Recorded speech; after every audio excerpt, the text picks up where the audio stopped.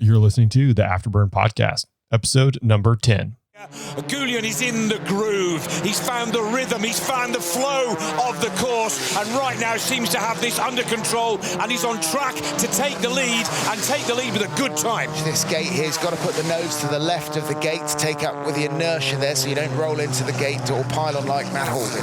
Goulian's getting faster and faster. The light stays green. The plane is getting quicker. Goulian into the lead, and the time is rock solid. The American fans are on their feet already. 6.208 seconds. No penalties. Currently holds you in first place.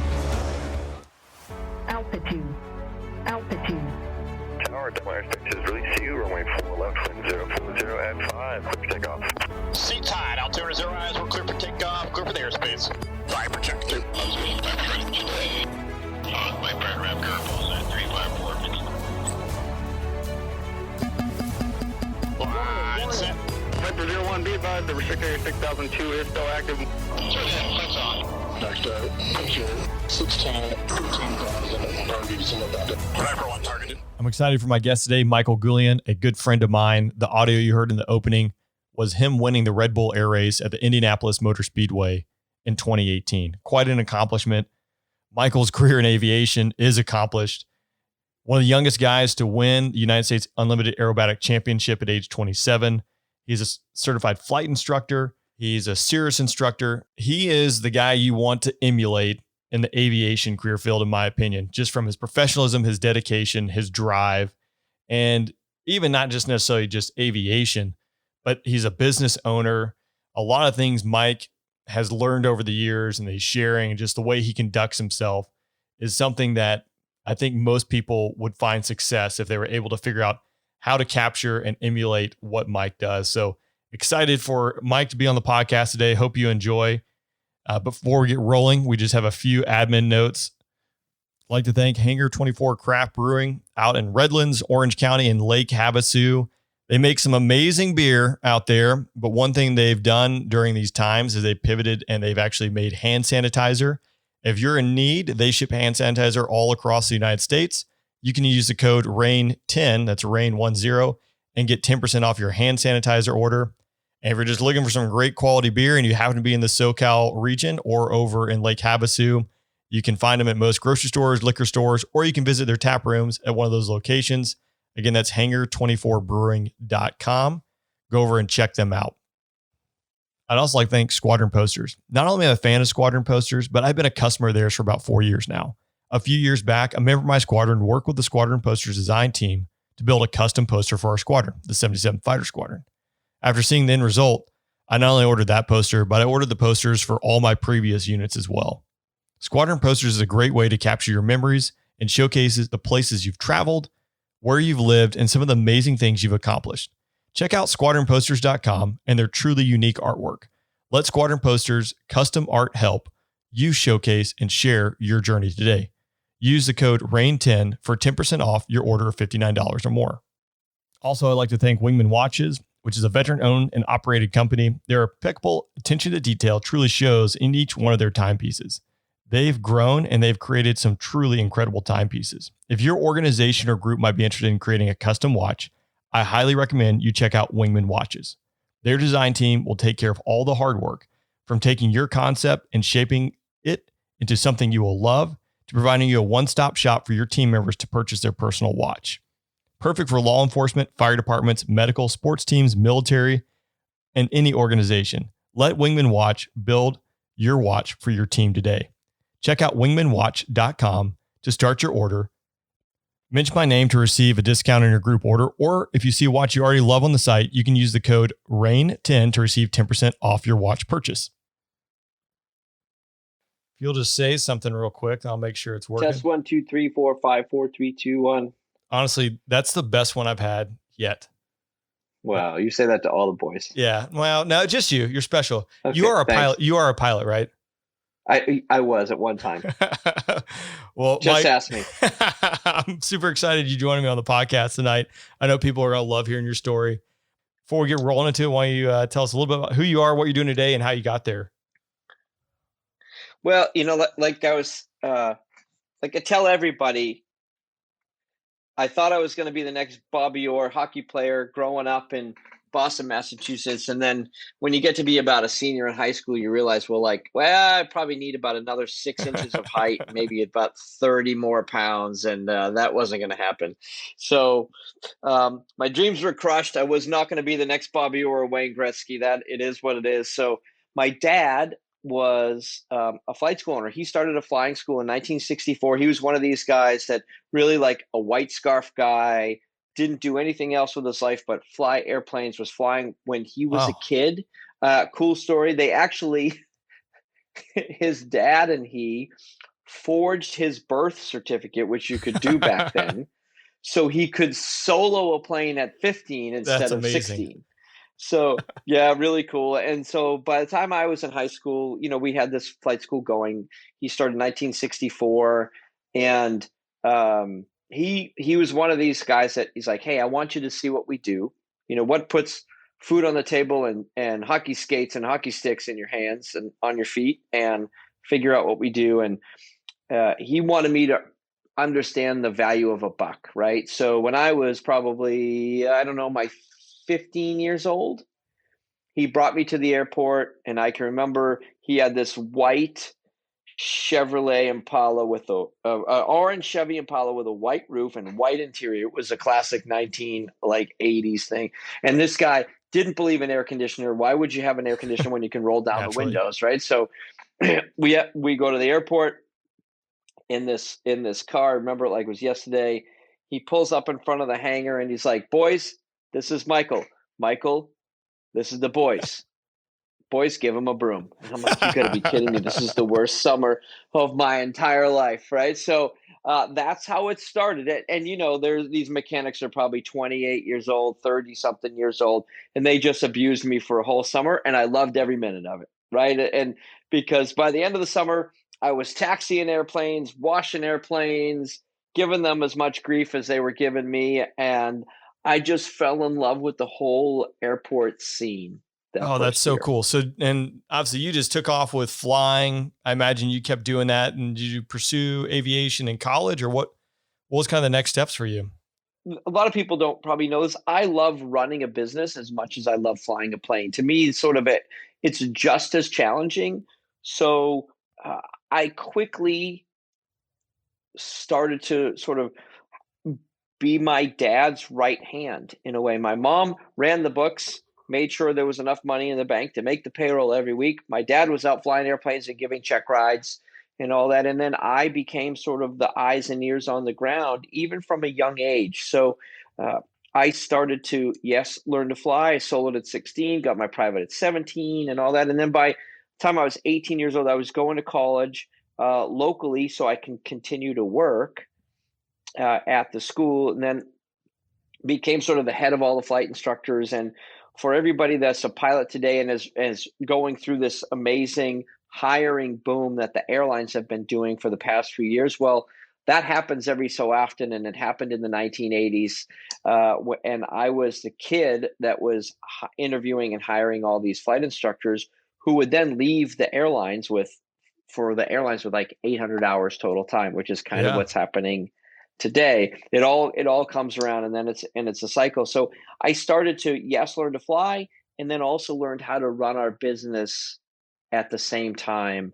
And I think one of the things that I'm probably a little unique in is that after all these years, I still love to fly today as much as I did the first day that I did it. And because the aviation business, it's a hard way to make a living. Let's be honest, right? It's a pretty hard, and there's a lot of sort of crusty old guys and ladies out there and wives that are running these businesses for their whole lives, and they kind of get a little bit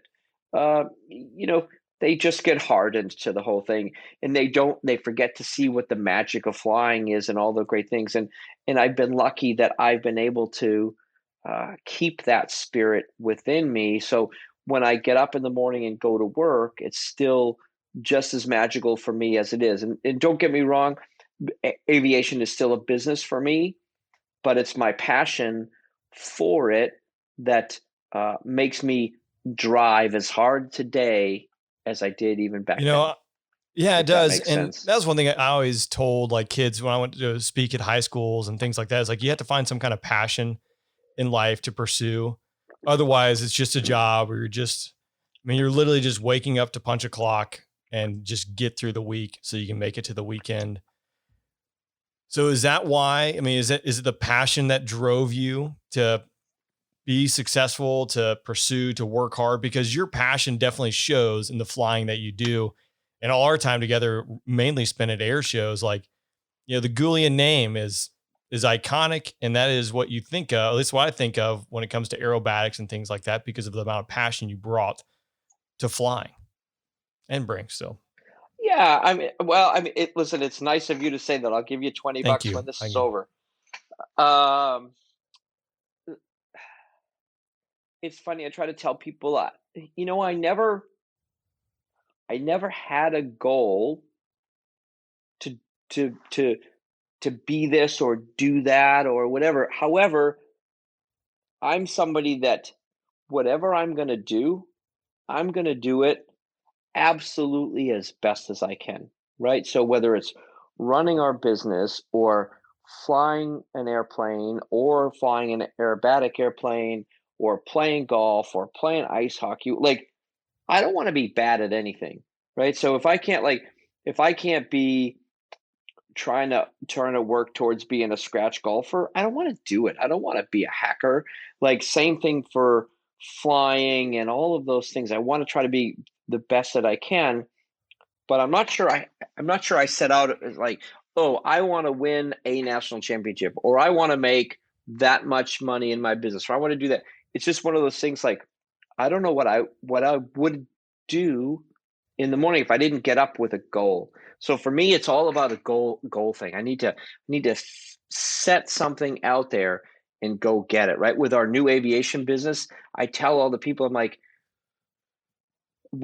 our goal should be to be the best in the entire country and have everybody else look to us and say, that's how you should do it. Like, I don't want to be like everybody else. I want everybody else to try to be like us. And I think that kind of like that motivates everybody else when they come to work. They're like, this is a group of people, they want to rock it. And I think that also brings in really great people into your company. It's how you build something great. And so,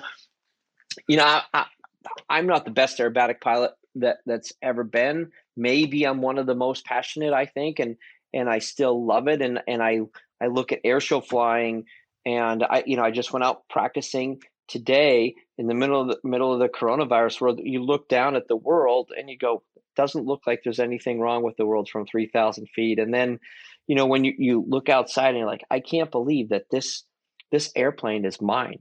And I get to do this because when I was a 15-year-old kid, it was really just Yeah. a dream. And so I feel lucky that I'm able to continue to do what I'm doing today. Because as you all know, you've been in the airshow business yourself.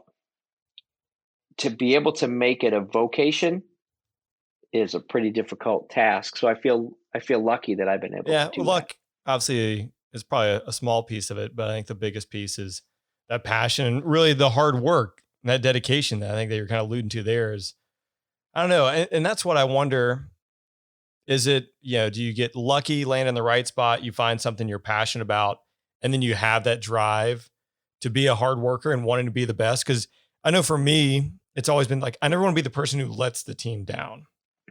I never want to be the weakest link. I always want to be the best. I always want to push further and go faster. So I don't know. I think that's a challenge for some people. And I don't know, do you have any advice for maybe how you find that blend or how you work to that? And I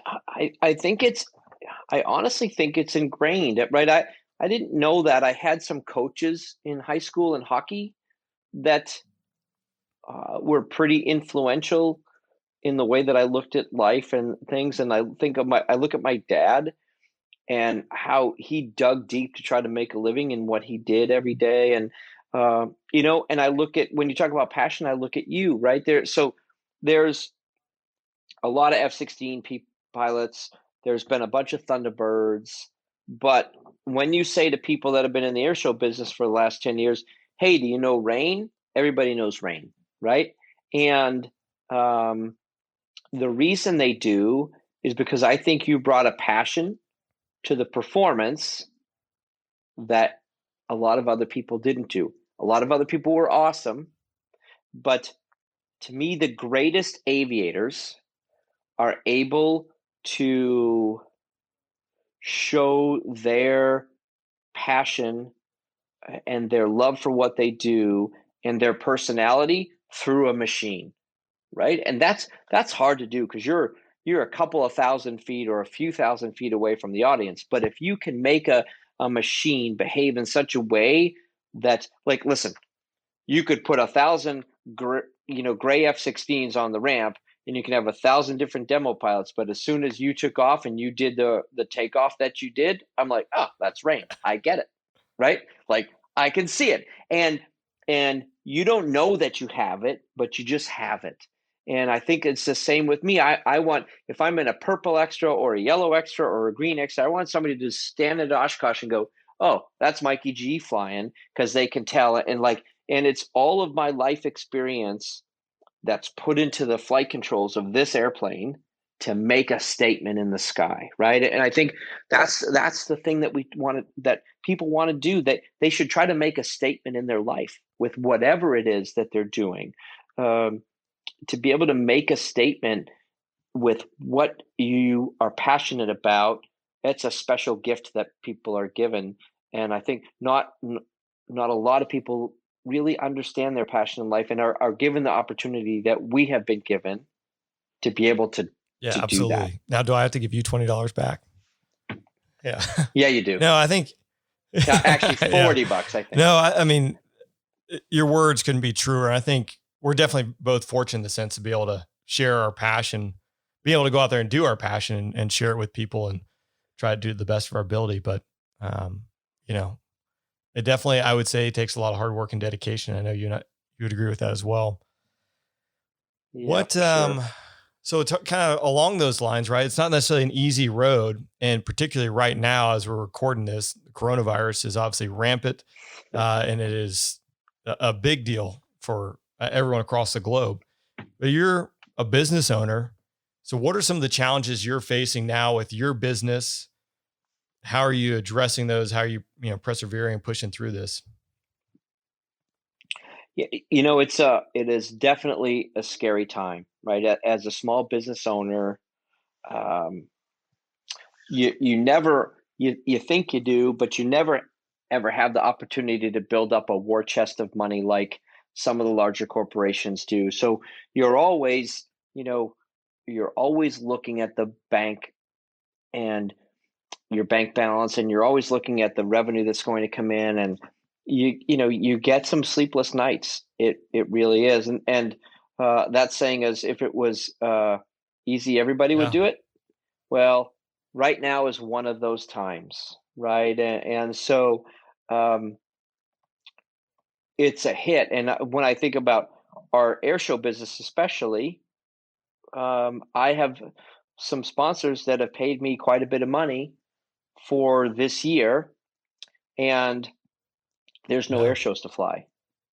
So the thing that you have to do is you have to sit down with your sponsors and say, okay, it wasn't our fault, but that doesn't matter. We didn't deliver the product to you that was expected. So we sit down with those people and say, listen, we're in this together, right? And so I realize this is hard for our sponsor, but it's also hard for us. But we will sort of work with them over a period of time to make sure that they're comfortable with that. So it won't be the next year that hurts. It's probably the next few years that will hurt, because when I look at Goulian Aerospace and these companies, they're like, hey, it's basically a loss that we will have to try to disperse over a few years worth of involvement. So it's a few years worth of lean times, and it is what it is. But again, I'm thankful just to be able to continue to do it, for sure. What do you think is going to happen with air shows this year? Do you think we're going to have anything? Boy, I certainly hope so. My next air show on the books is late August in Maine, Love that and show. yeah, it's awesome, right? We're hopeful. I certainly hope so. I think if you think about air shows in general, they're outdoors. Can people socially distance at an air show like that? Yeah, if they want to, they can. I think they can. And um, the the military has done an amazing job of really raising the spirits of all of the people of the country, and not only the country, but the first responders, especially all the people that have been working so hard during this time. So I think for once, air shows have been looked upon in a positive light. So I think when you talk about America, it's there's nothing greater than going to an air show and watching people do amazing things in magical machines like airplanes. So I'm hoping that a lot of people will see air shows for what it is, and it's an opportunity for people to go to a place as a family and be inspired. And there's not a lot of places in the country that you can say that about anymore, but air shows are one of them. And so I'm super hopeful that we'll be able to fly the last third of the season for sure. Obviously, this is it's a crushing thing for the air show industry. I mean, all the other industries go along with it, but if we talk specifically about the air show industry, just shutting the doors completely, and those ramifications, like you've already alluded to, I mean, there are second and third order effects that take years to recover, if they're recoverable at all. Because a lot of the other performers going to air shows is their primary business. So there's no other business on the side. So when you shut their only revenue stream down, it's kind of scary to think who is going to come out of this if this goes on much longer. So, yeah, that's right. I think when you look at what people don't realize is when you go to air shows, there's people that it is their sole source of income, and they're not making tons and tons of money by doing it. It's a passionate business. And, some of the best are, you think about Kyle Franklin, you think of Rob Holland, you think of Matt Youngkin, and all of these guys out there that are really, they're doing it because they love it. It's their full-time business. And so it's a tough spot for them to be in. And I hope the airshow industry actually supports them in a time of need, because they should. With like Matt Jolly, Rick Peterson, Rob, those guys getting together and actually doing this socially distant air show was pretty incredible. I think they raised like $25,000 for air show performers, which is pretty cool because, again, when my short time in the air show world, it definitely is a family, and coming together in hard times is what it's all about. So hopefully the doors open back up at some of these air shows here in the fall, and people can get out there and celebrate freedom in America and enjoy things as a family, and we can get the world turning again. Absolutely. Yeah, it's amazing how fast we could turn it off. I never would have believed, if you'd asked me about 7 weeks ago, whenever this kind of kicked off, it was going to happen. I was actually in China when it all kind of started, or was really churning up. And they'd sealed everything off in China. And I was like, we'll never do this in America, and then fast forward 3.5 weeks and we were shutting everything down. So hopefully it's gotten ahead of, the virus and allowed everyone to adjust. And again, hopefully it'll fizzle out. I'm sure we'll have some more flare ups, but now we can manage it. But for sure. Shifting gears just a little bit, you used to race airplanes on occasion too. Is that correct? Yeah, a little bit. Yeah. I did. So I think you were involved in Red Bull Air Race. I have to look at my notes here. Yeah. So you did some Hey, you should have done your research. I didn't know. I thought I had Rob Holland on for tonight. And I see. Yeah, no, he just flies upside down. That's all the time. Oh, he plays the guitar pretty well too. Yeah. So I had a scramble here when I realized it wasn't Rob Holland on the line, but and Rob lives in New Hampshire. Does the internet? I don't think so. They're still out in the woods or whatever whatever it is. Yeah, I haven't heard from Rob. I don't know what he's doing these days. You'll have to get a can and a string and maybe connect that to Georgia. Neshua, is that how do you say it? I don't know. Yeah. Neshua. Yeah, something like that. It's hard for us Georgia boys to say that. How did you get involved in Red Bull racing? So amazing enough, I did my first race. It was an exhibition in Reno, and Kirby Chambliss called me. And in 2004, and said, hey, this Red Bull Air Race thing is getting going. It's really cool. And they're looking for basically professional pilots from around the world that had been in world championships. So they had a bunch of name recognition, but also were comfortable low level. And they were sort of comfortable in their own skin because, let's face it, in the beginning, we were learning as we went and it was pretty dangerous, right? And so Peter Besnier was kind of the guy. If people don't know, Peter Besnier in the 70s, 80s, and 90s was, one of the kings of the world of aerobatic flying. And Peter's an amazing guy. He's from Hungary, lives just outside of Budapest. And Peter was in charge of it. And he almost handpicked the people to be a part of the race. And I like to tell people in the beginning, they chose people that wanted to live more than they wanted to win, right? Because that was kind of the idea. Like, hey, let's get this thing off the ground. Nobody be stupid. It's incredibly challenging flying. It's the hardest flying you'll ever do. It's the hardest flying I've ever done, and maybe ever will do.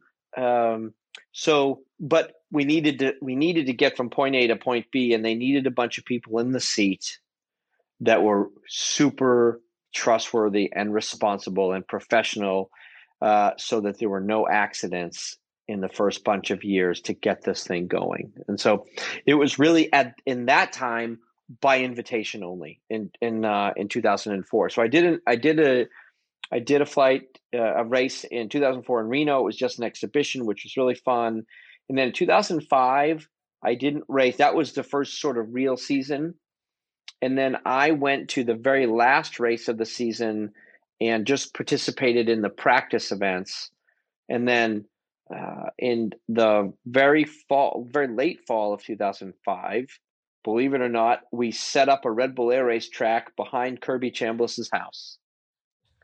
Was like completely surreal. So here's a Red Bull Air Race track in Kirby's backyard, which, if you don't know, is in Arizona in the desert. And here's a full up group of pylons, and Goody Thomas, who's a competition pilot, and I were both invited to go. And we flew for 3 or 4 days, and at the end, I was chosen to join the Red Bull Air Race starting in 2006. Sort of, as they say, the rest is history from there. And I was with the series from 2006 all the way through its final year there in 2019. That's wild. I had no idea. So was it a tryout at Kirby's place, more or less? They just invited a bunch of pilots and just see. It was, yeah. It was a tryout. It was actually the Budapest track from 2005 that we flew in, and we practiced this thing. And you did this whole 3 or 4 days worth of flying, and the hardest part of the whole thing, and the funniest thing, but I think back now, my wife stood underneath the gate with a video camera, which back then was not an iPhone. Because the ending was, hey, Michael, you have to hit the pylon. Huh. And I was like, you want me to hit the pylon? Like, yeah, you have to hit it. Passing the course is hitting the gate. And I was like, oh, man. And people remember my Cap 232. I was in my Castrol Cap, and it took me 3 times to hit the pylon. Because Rain, like, hey, go fly your airplane into that thing. I'm like, nope, what, are you thanks. kidding me? No, thank you. And even today, like, we did a demo at Sun and Fun a few years ago, and it was the same thing. We were doing a demo, and like the first day, Kirby hits a pylon. The second day, I hit a pylon. And it was my day to hit the pylon, and I couldn't hit the pylon. And Kirby's yelling at me on the radio, "You jerk, blah, blah, blah, I'll do it." And he just center punches it because Kirby has no brains anyway. So that's just the way it is, right? And so that was my intro to the Red Bull Air Race. Like, they're like, you have to pass the course by hitting one of these things. And it is the craziest. Now, I've hit hundreds of them over the course of my 10 years, right? I mean, I've hit so many pylons. I mean, there's definitely can't even count, but I've never hit one on purpose. Oh, I couldn't even, like, even though, like, right. I mean, it's tearing away, it's filled with air, like it's going to do no damage. Still, like, I'm not going to go purposely run into something in my plane. That's only inviting bad things to happen. Exactly. Yeah. Go jump off that bridge. Why? Yeah. Right? Yeah. Like, why would you do that? No, that? thanks. Because the next guy no, did thanks. No, thank you. I'll move on. Gosh. What made, I mean, I'm envisioning why that was such tough flying. You're used to flying down low. I've seen you fly. What was the hardest part of Red Bull flying? What made it so challenging? The funny thing is, flying low had nothing to do with it, right? Like, it was just one of those, it's a given. You're like, you're comfortable down low. You don't even know it. And then we flew over the water so much that, like, I forgot that you get so comfortable. I forgot that we were over the water. It didn't dawn on me. All I could see is a track and these pylons out the windscreen, and that was it.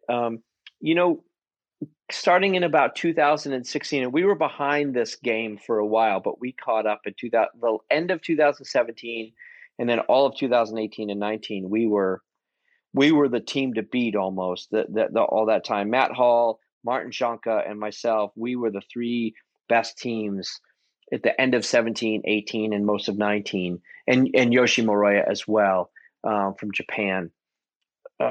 The flying got so incredibly technical, it was insane, right? So the head of aero and astrophysics at MIT was essentially our tactician, right? So we would get a track, and he would build the perfect racing line with 17 different wind conditions. Jeez. And so we would build the track on Google Earth, and then he would email me this big KML file, and I would learn every single track, all 17 of these wind conditions in a video over and over and over. And then I would go to my hangar and I would set the track up on the floor of my hangar with Red Bull cans, funny enough. Naturally. And then naturally. And then I would draw arrows on the ground from like what the wind condition would be, what the gate angles were. And so I would just walk through the thing every day for 3 weeks prior to a race. And then I would understand the G levels and everything else that was involved to do this. So you would get to the racetrack and you were programmed to go. And then the first couple of days were learning. So the airplane would download 180 lines of data 5 times per second. So everything that you could ever think of: acceleration, deceleration, indicated airspeed, true airspeed, ground speed, G levels, height, altitude, bank angle, pitch, all this kind of yaw rate, all these things.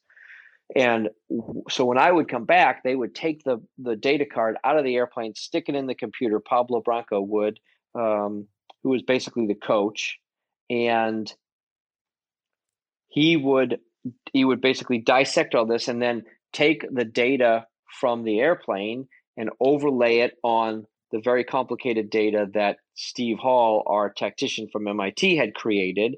And then we would look at that. Where was he pulling too hard? Where was it too soft?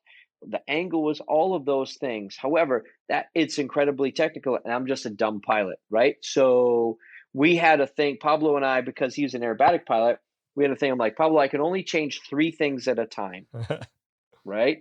So, and another thing was we also, as a team, Pablo and I both had a sports psychologist who would work with both of us independently. So, yep. So the sports psychologist knew how I worked. He knew how Pablo worked. And then he tried to talk to both of us independently so that we would both mesh up together. Right. And so we talked to the same. And so Pablo would be like, hey, I need you to squeeze a little more around 6, or I need you to let off a little more into gate 7. Whereas the MIT guy would say, I need you to be 1.5 degrees more around. Like, that doesn't work. Like, Yeah. hey, Jack, I'm an athlete. I'm not a Yeah. I'm computer not an geek. engineer, bro. I'm not an engineer. That's the way this was. So, and that was the magic. And the hard part about the Red Bull Air Race is that on any given weekend, 3 people would be close to perfect. And it was so hard to be like in any sporting event, whether it's golf or tennis or whatever it is, there's always one person that's just a little bit better on everybody else. They're I hate to use this term, but they're in the zone that day, right? And so the whole thing was trying to get in the zone where it all became easy, because the people you were flying against were so good that it had to be perfect. It had to be like 99.9% perfect. And that was the hardest part about it, was that you couldn't make a mistake. Yeah. And when I say mistake, I mean like you pulled, 11G instead of 11.5G around that corner, like 0.5 Gs. Like, what does that mean? But that's the difference between winning or losing. Knowing that level of detail is really impressive, and definitely, clarifies the answer of like why it's not just flying low to the ground, why it's so challenging just to go out there, because it is such a precise sport. Yeah. And the thing that doesn't come across on TV and didn't come is that it was essentially a psychological battle, because everybody knew what you had to do, right? So let's talk about the rules. So in 2018, the rule was the G limit was 10, right? But you could go up to 12 for 0.5 seconds. So you were given this baby window. And the reason that was given was, in the day I was in the meeting, we were like, hey, the G limit's 10. And then they said, yeah, but what if it's really bumpy? You're like, okay, we'll let you have a spike to 12, but only for half a second. Well, that was meant to be a bump for the G meter to go up and over. However, we started to use that to our advantage. So, of course, right? So what we did is when you go through a gate, our goal was to pull to 11.9 for 0.45 seconds and let off to 9.9, which reset the clock, by the way, and then back to 11.9. And then by that time, the airplane was going through vertical, and it was going to basically get around the corner and dissipate the G before it over-G'd. And so, but now and this is one of the things that Pablo would look at, is the rate of acceleration. And when I was doing, when I was in the groove at my best, flying without, just on instinct, my pitch rate was like 80 something degrees per second.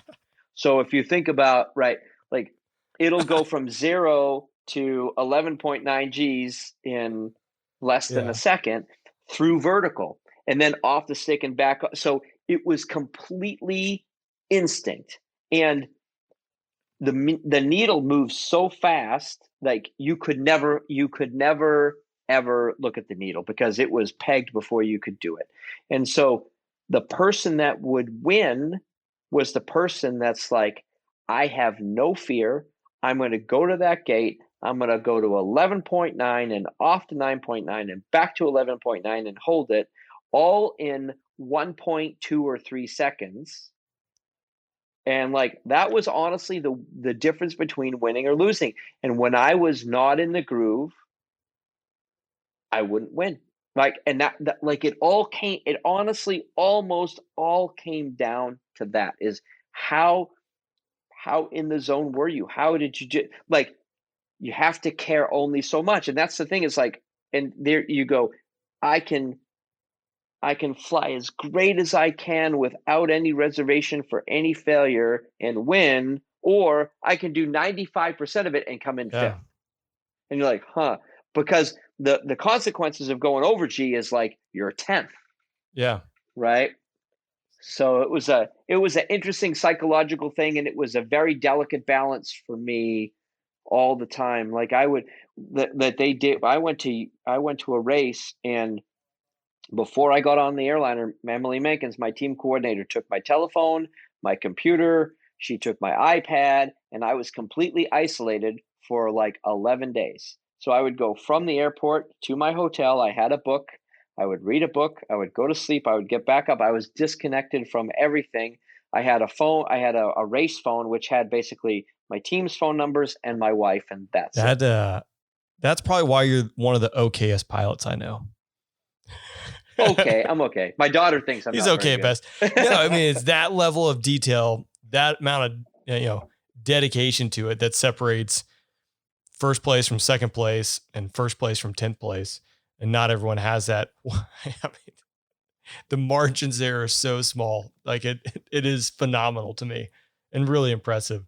Yeah, and it's funny when the race stopped, because I was done with traveling. Like you doing all the traveling that you do now, it gets tiring, right? You're like, oh my God. And I would sit in a hotel in Abu Dhabi and be like, remember how tired you are. Remember this when you get home. Remember this when they want you to do it next year. Like you can barely raise your arms off the bed. You're so tired with jet lag.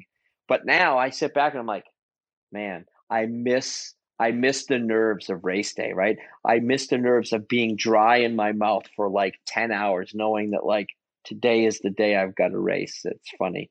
Here's a simple question I probably should know, but like the logistics of it, getting the plane there, and then what are you doing like with your body as far as like adjusting your body clock, getting on that? I know you probably have a certain, 5 or 6 days probably to warm up to it, I would imagine, but how's that process? That's not a small muscle movement to move a whole team in a plane. No, it was so every race we went, there were two 747s. Usually, I can't remember the name. Atlas Cargo would move the stuff usually. If not, then it was Emirates, and with the nose loaded airplanes, the 777 or the 747, and they would move the whole circus from one country to the next. So our team would let's say we finished a race, and I mean the engine is still bubbling hot, and Warren, my technician, he's taking the airplane apart. They're like out.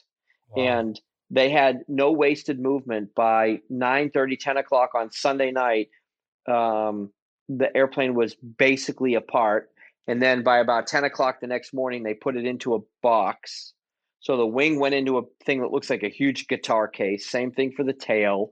And then you shrink wrap the airplane, and then strap it down to the floor of what we call a cookie sheet. You might know that in FedEx language. So it became the cookie sheet, and then they would take that and load them into the 747, and off they go. And then we'd come somewhere, 4,000 miles away from where the last race was, and there's my airplane, just like we left it, sitting in the same hangar, ready to be reassembled. It was magic. Yeah, that is no small feat. Like that's no. What do you got? I mean, any insight that you could share for why it all ended, or was it just cost prohibitive, or like what do you think? I think that the model was a little bit broken. I think they wanted to sort of basically, if you look at the Rebel Air Race, it was very much modeled after Formula One. So the way our timing and scoring sheets were, and the way the whole thing went, and the weekend's progression, and the terminology in the race, it was very much Formula One. And I think the thing is, Formula One has a 100-year head start, right? Yeah. And so it grew organically. And so the way the air race worked is they looked to the cities to pay a host city fee, as opposed to fans and beverage and food sales and sponsorship and things like that. So I think in an economy of today, to ask a city to pay multi-millions of dollars to host an event it's a pretty difficult ask. It's even difficult for Formula One to do today. Yeah. Right. If you look on the Formula One schedule, races are coming and going, and it's some of these emerging countries, Azerbaijan and places like that are actually hosting the races because they want it for tourism.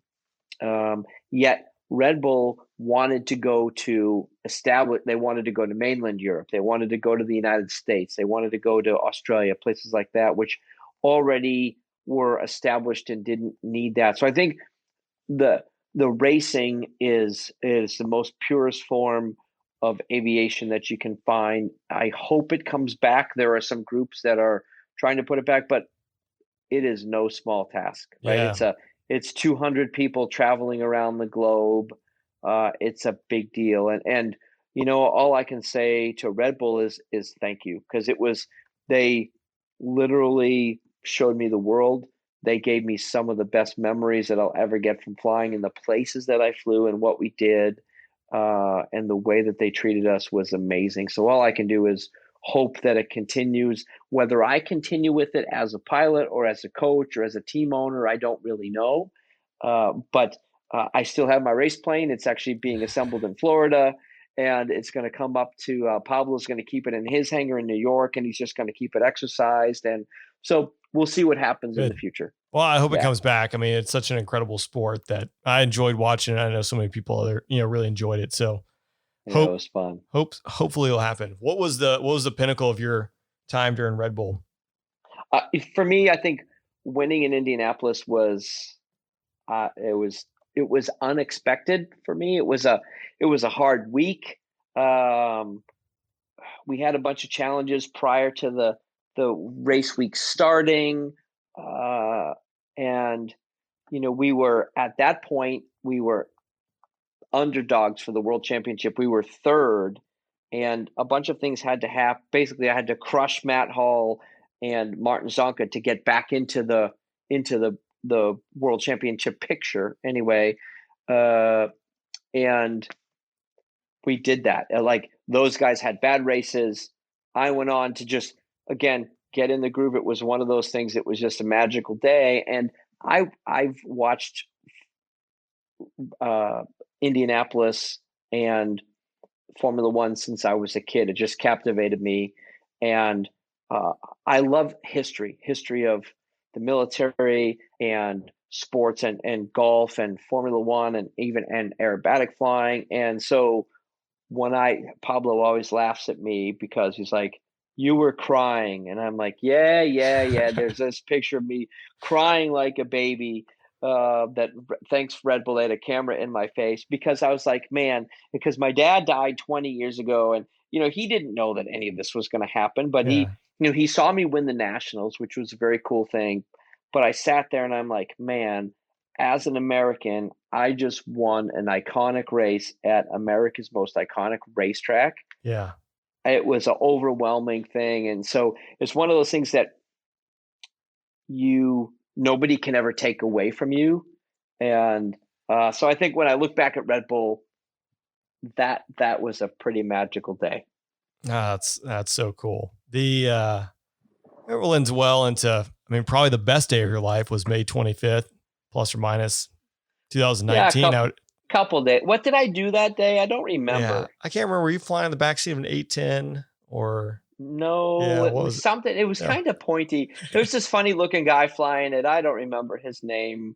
John something. Yeah, something or other. Has been. He's gone. Yeah, call sign Rain. Yeah. I think he flies big airliners today or something like that. Yeah, just not the same. No, the really cool. For me, it was awesome going to Indy for the Indy 500 a few months later, and then linking up with you and be able to fly with you in the backseat of the F-16.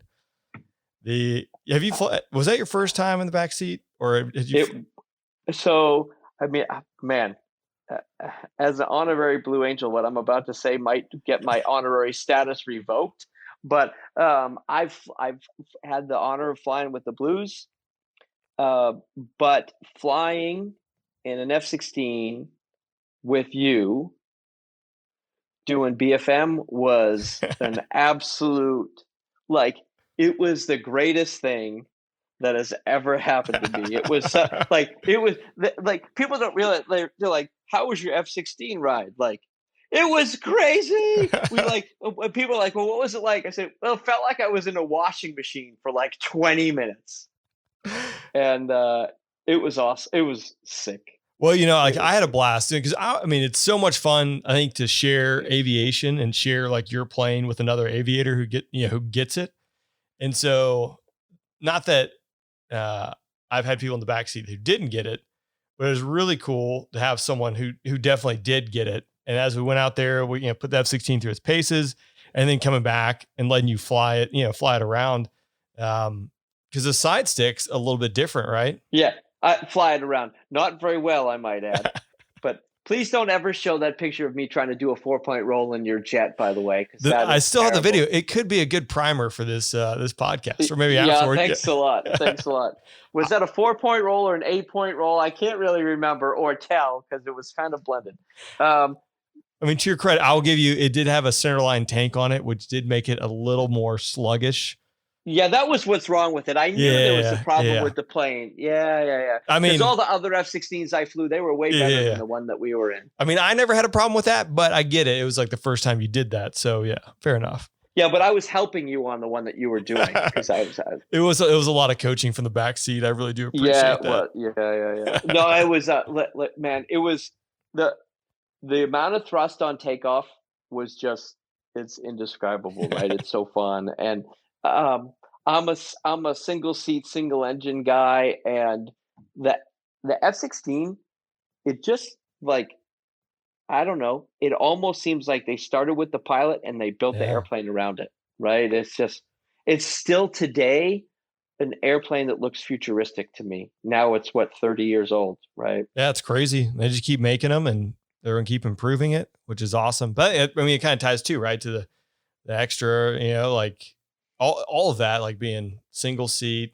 I mean, I know they're 2-seat variants and things like that, but when you go out to an air shows, you're flying Red Bull. I mean, it's just you and the machine strapped in there. I don't think the F-16 could do 90 degrees per second in the vertical. It's going a little too fast. Yeah. You would just be crushing people at BFM if you were able to. Oh my God. Could you imagine? Just turn and point and shoot wherever you want. Kind of like a Hornet, but no, that was a really cool. And for me, I mean, that was pretty much it. I think, I flew the F-16 the next day in the Indy 500, and I did one more F-16 flight back at Shaw, like a demo farewell. So that's it, really? Yeah. Huh? So it was really cool to kind of be able to round that out. Okay. And, share it with, again, one of the okayest pilots I know.